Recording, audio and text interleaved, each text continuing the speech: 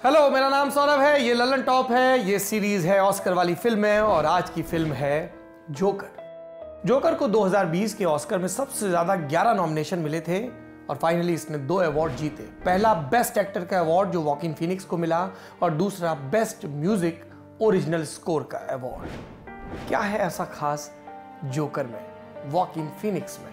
आइए इस सफर पर चलते हैं।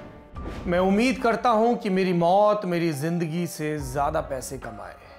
ये ख्याल है ऑर्थर का, जो जोकर फिल्म का मुख्य किरदार है। उसे बरसों से सिवा निराशाओं और बदतमीजियों के कुछ नहीं मिला। नतीजा ये कि उसकी सब उम्मीदें खत्म हो गई। अब उसे ऐसे विचार आ रहे हैं, वो इन्हें डायरी में लिखता है और इसी जोक डायरी में आर्थर एक जगह ये बात भी लिखता है जो मन में अटक जाती है। क्या बात? मेंटल इलनेस होने की सबसे खराब बात यह है कि लोग आपसे ऐसा बर्ताव करने की उम्मीद करते हैं जैसे कि आपको वो बीमारी है ही नहीं। और अंत में ऐसे विचारों का क्या नतीजा होता है? विस्फोट होता है, ब्लास्ट होता है। यही है जोकर। फिल्म का प्लॉट क्या है? कहानी 1981 में शुरू होती है गौथम में, एक ऐसा शहर जो फेल हो चुका है। कचरे वालों की हड़ताल चल रही है, शहर में कूड़े के ढेर लगे हैं, बेरोजगारी है, क्राइम है। शहर 2 वर्गों में बटा है, अमीर और गरीब। मुफ्त दफा, इलाज, ऐसी सरकारी सेवाएं बंद की जा रही हैं और इस खराब माहौल में एक सिंपल सा युवक ऑर्थर रहता है अपनी माँ पेनी के साथ। माँ ने बचपन से क्या सिखाया? लोगों को हंसाओ, अच्छा महसूस कराओ। इसलिए वो स्टैंड अप कॉमेडियन बनना चाहता है। फिलहाल वो जोकर क्लाउन बनकर पैसे कमाता है। एक दुकान के बाहर बैनर लेकर खड़ा होता है प्रचार करने के लिए। कभी नाचता है, ध्यान बटाता है, लेकिन लोग वो उसके प्रति बुरे हैं। कैसे बुरे हैं? एक एग्जाम्पल देता हूँ आपको। एक बार कुछ बदमाश लड़के उसका बैनर छीनकर भाग जाते हैं। वो बेतहाशा उनके पीछे दौड़ता है, रोजी का सवाल है। फिर वो लड़के उसे एक गली में घेर लेते हैं और जमीन पर पटक कर बेपनाह मारते हैं। सिर्फ यही एक समस्या नहीं है कि जॉब प्लेस में अपमान हो। ऑर्थर को एक न्यूरोलॉजिकल बीमारी भी है। वो एकाएक तीखी हंसी हंसने लगता है, कंट्रोल नहीं कर पाता। लेकिन लोग इसका उल्टा मतलब निकालते हैं। इसके अलावा उसे चाइल्डहुड ट्रॉमा भी रहा है। कभी कोई फादर फिगर नहीं रहा। माँ हमेशा बीमार रही। उसने हमेशा एक हीरो, एक फादर फिगर, एक रक्षक, एक दोस्त ढूंढने की कोशिश की पर मिला नहीं। जिससे उम्मीद की उसने निराश किया। पहले गौथम के मशहूर talk show host merely Franklin में उसने अपना हीरो खोजा, पर मर्ली ने निराश किया। कैसे निराश किया? उसने ऑर्थर की बुरी स्टैंड अप कॉमेडी वाला एक वीडियो अपने शो पर चलाया जिसमें उसका खूब मजाक उड़ा। ऑर्थर टूट गया। एक साथी क्लाउन ने भी उसे धोखा दिया।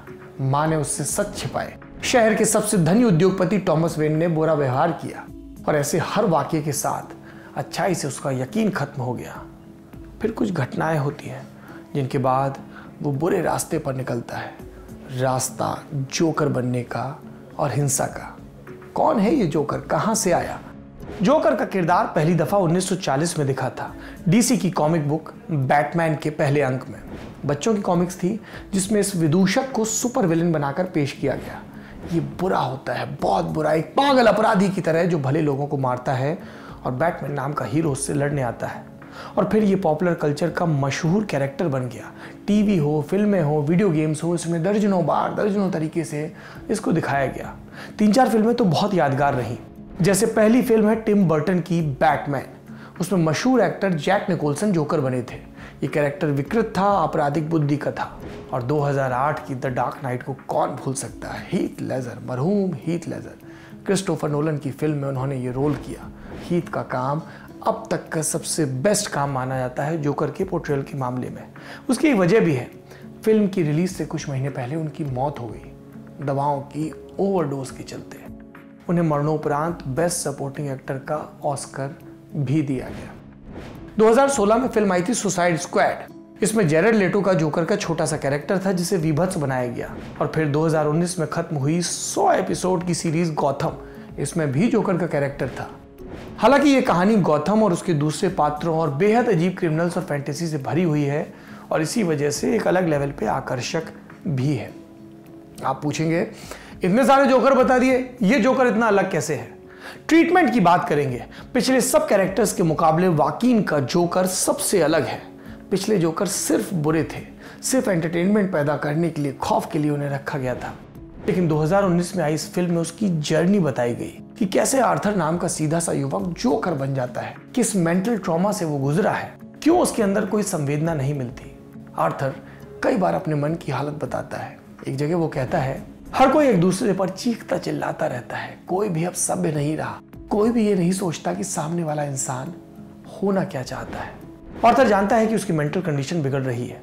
वो कहता भी है कि उसे नेगेटिव के सिवा दूसरे कोई विचार नहीं आते। वो चाहता है कि उसका इलाज हो जाए। वो अपनी सोशल वर्कर से कहता है कि आप डॉक्टर को मेरी दवाई बढ़ाने के लिए बोलो।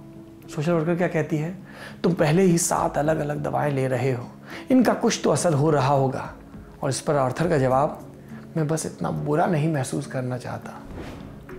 कई लोगों ने कहा कि फिल्म में कई असली घटनाएं भी हैं।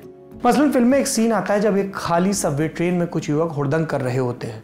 दूर क्लाउन के कपड़ों में बैठा आर्थर घबरा जाता है। उसे न्यूरोलॉजिकल बीमारी है तो वो जोर से हंसने लगता है। मैंने आपको पहले बताया। इस पे वो युवक उसे डराते हैं, मारते हैं और तब आर्थर के पास किसी की दी हुई गन, वो फट पड़ता है उस गन के साथ, सबको गोली मार देता है। एक बच निकलता है तो पीछे से भागकर दौड़ाकर उसे मारता है। फिर उसे होश आता है, ये क्या कर दिया। वो कांपने लगता है, डरने लगता है, भाग जाता है। ये बहुत ताकतवर सीन है क्योंकि यही वो बिंदु होता है जहां से आर्थर बदलना शुरू करता है। उसके पास उस वक्त शायद गन ना होती तो शायद वो मार पिटाई खाकर घर चला जाता और दबाव तले अपने फ्रस्ट्रेशन को कुचलता रहता। ऐसा लगता है कि यह सीन एक असल घटना से प्रेरित है, न्यूयॉर्क में 1984 में हुई कुख्यात सबवे ट्रेन गोलीबारी से। इनकार इससे नहीं किया जा सकता क्योंकि फिल्म के डायरेक्टर टॉड न्यूयॉर्क में ही पले बढ़े हैं और ये घटना उन्हें बखूबी पता है। क्या हुआ था असल घटना में, गेट्स नाम के एक वाइट आदमी ने 4 अश्वेत लड़कों को गोली मार दी थी। उसका दावा था कि वे उसे लूटने आ रहे थे। हालांकि गोलीबारी में जिंदा बचे एक अश्वेत लड़के का कहना था कि ऐसा नहीं था। गेट्स ने अपना ही अनुमान लगा लिया और बेफर गया, सबको मार दिया। व्हाइट अमेरिका ने गेट्स को हीरो बना दिया। ट्रायल में उसे सब आरोपों से बरी कर दिया गया। सिर्फ हथियार रखने के लिए 8 महीने की जेल हुई। यानी एक अलग किस्म का हिंसा और ट्रॉमा का दौर यहाँ एक नए रूप में आता है। इस फिल्म को लेकर डिबेट भी बहुत हुई है, लोगों की राय बटी हुई है। बड़े फिल्म फेस्टिवल्स में से अवार्ड मिले क्योंकि इसने सिस्टम के फेल्योर को दिखाया, उन हालातों को दिखाया जिसमें अपराधी पैदा होते हैं बल्कि बनते हैं। लेकिन कई क्रिटिक्स ने कहा कि जोकर का इतना रियलिस्टिक कैरेक्टराइजेशन गलत है। आशंका जताई गई कि कहीं फिल्म देखकर आर्थर जैसे एकाकी लोग हिंसा पर उतारू ना हो जाएं, क्योंकि ऐसी मास शूटिंग्स अमेरिका में आम हो चुकी हैं। 2012 की बात है, द डार्क नाइट राइजेस की रिलीज के वक्त की बात। डायरेक्टर क्रिस्टोफर नोलन की यह फिल्म, इसकी आधी रात की एक स्क्रीनिंग में अमेरिका के ऑरोरा कोलोराडो में थिएटर में मास शूटिंग हुई थी। 12 लोगों को शूटर ने मार दिया था, 70 लोग घायल हो गए थे। हालांकि इस बात का कोई प्रमाण नहीं है कि हत्यारे ने जोकर या किसी दूसरे फिल्मी पात्र से प्रेरित होकर ऐसा किया। कई लोग कहते हैं कि शायद सबकॉन्शियस माइंड में ऐसा रहा हो। इस गोलीबारी में मारे गए लोगों के फैमिली वालों ने 2019 में जोकर की रिलीज से पहले आशंकाएं जताई थी। फिल्म के प्रोड्यूसर्स को खत लिखा था कि देश में गन कल्चर कम करने की उनकी लड़ाई में साथ दें और सिनेमा जैसे ताकतवर माध्यम का जिम्मेदारी से इस्तेमाल करें। इस पर जवाब मिला था प्रोड्यूसर्स के स्टूडियो की तरफ से। क्या जवाब था? वार्नर ब्रदर्स का मानना है कि स्टोरी टेलिंग का एक काम यह भी होता है कि वो लोगों को उत्तेजित करे और जटिल मुद्दों को लेकर मुश्किल बातचीत शुरू हो सके। आश्वस्त रहिए, ना तो जोकर का काल्पनिक पात्र और ना ही ये फिल्म किसी भी असल जिंदगी की हिंसा का समर्थन करती है। इस फिल्म, इसके मेकर्स या फिर इस स्टूडियो का ये इरादा बिल्कुल भी नहीं है कि जोकर के इस कैरेक्टर को हीरो माना जाए। आखिरी में हम फिल्म से जुड़े लोगों की बात करते हैं। जोकर के लोग कौन हैं? कहानी तो बता चुका, हिस्ट्री भी बताई, असल घटना का कनेक्शन भी। अब लोगों से मिलने का वक्त आ गया है। सबसे पहले डायरेक्टर। इसे डायरेक्ट किया है टॉड फिलिप्स ने। उनका करियर डॉक्यूमेंट्रीज फिल्म बनाने से शुरू हुआ, फिर फीचर फिल्में बनाने लगे। जोकर के अलावा क्या बनाई आप पूछेंगे। इससे पहले उन्होंने सब कॉमेडी फिल्में बताई और इसमें सबसे चर्चित कौन सी है? The hangover. 2009 की यह फिल्म ज्यादातर लोगों ने देखी होगी। 3 दोस्तों की कहानी। चौथे दोस्त की शादी से पहले बैचलर पार्टी में इतना दबा के नशा करते हैं कि सुबह तक दूल्हा गुम कर देते हैं, दांत तोड़ लेते हैं, बाथरूम में टाइगर यानी कि बाघ मिला बैठता है और पालने में बच्चा रो रहा होता है। अब उन्हें अगले दिन दूल्हा ढूंढना है और ये सब पता करना है कि रात को हुआ क्या था। द हैंगओवर ये कॉमेडी फिल्म पूरी दुनिया में मकबूल हुई। टॉड ने 2016 में एक फिल्म बनाई थी युद्ध और उसके कारोबार पर टिप्पणी करती हुई। It was a dark comedy और इसका नाम क्या था? War dogs. ये भी कमाल की फिल्म है। एक्टर की तरफ चलते हैं अब, टॉड की तरफ से। एक्टर जोकर का रोल जिसके लिए उन्हें बेस्ट एक्टर का ऑस्कर मिला, वॉकीन फीनिक्स। जबरदस्त एक्टिंग। किसमें? इसमें तो है ही। एक उनकी फिल्म आई थी 2012 में, द मास्टर, उसको भी आपको खोज के देखना चाहिए। ज़्यादातर लोगों ने रसेल क्रो को शेरों से लड़ाई वाली ग्लैडिएटर फिल्म में ज़रूर देखा होगा। वॉकिन उस फिल्म में विलेन के रोल में थे। इसके अलावा 2013 में हर आई थी। सिंगर जॉनी कैश की लाइन पर बनी वॉक द लाइन आई थी 2005 में। ये भी अच्छी फिल्में हैं फिनिक्स की और आपको देखनी चाहिए। जब से बच्चे थे तब से वो भाई साहब एक्टिंग कर रहे हैं। भाई बहनों के साथ पहले छोटे इवेंट्स में परफॉर्म करते थे, 8 साल के हुए तो टीवी सीरीज में एक्टिंग करने लगे, 11-12 में फिल्मों में डेब्यू हो गया, 19 के हुए तो उनके भाई रिवर की ड्रग ओवरडोज से मौत हो गई। वो भी एक्टर थे। तब अमेरिकी मीडिया ने बड़ा तमाशा बनाया था और तब से वॉकिन मीडिया को लेकर असहज हो गए हैं। हमारे सिनेमा एडिटर गजेंद्र सिंह को लगता है कि वॉकिन की क्षमताओं को हमेशा कम करके आंका गया। वो कहते हैं कि फिनिक्स को 4 दफ़ा ऑस्कर के लिए नॉमिनेट किया गया, 3 बार तो बेस्ट एक्टर की कैटेगरी में, और ये तीसरी बार जोकर के लिए उन्हें अवार्ड मिला। लेकिन पहले भी उन्होंने कमाल की परफॉर्मेंस की है। इस कमाल की परफॉर्मेंस के बारे में सुनने के बाद अब बारी रिकमेंडेशन की। ये क्या है नई वाला? 2005 में एक डॉक्यूमेंट्री आई थी, इसका नाम था अर्थलिंग्स। इसमें नरेशन था वॉकिन का। इसमें दिखता है कि इंसान कैसे अलग अलग ज़रूरतों के लिए पशुओं के साथ हिंसा करता है। ये एनिमल क्रूएल्टी को दिखाने वाला सबसे क्रूर और सबसे विस्तार से बनाया गया फिल्मी दस्तावेज है।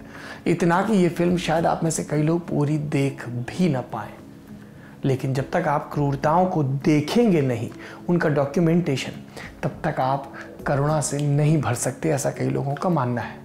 बाकी ऑस्कर वाली फिल्में, ये सीरीज आप लगातार देखते रहेंगे जिसमें हम 2020 की टॉप फिल्मों के बारे में बताते रहेंगे। अगले एपिसोड में बताएंगे मैरिज स्टोरी। ये मेरी पर्सनली फेवरेट फिल्म है। ये एक कपल की कहानी है जो तलाक के प्रोसेस से गुजर रहा है। एक ऐसी कहानी जो फिल्मी पर्दे पर नहीं दिखाई गई, जिसमें कड़वाहट से ज़्यादा कुछ ज़रूरी सबक और सरप्राइजेस हैं। देखते रहिए दी ललन टॉप।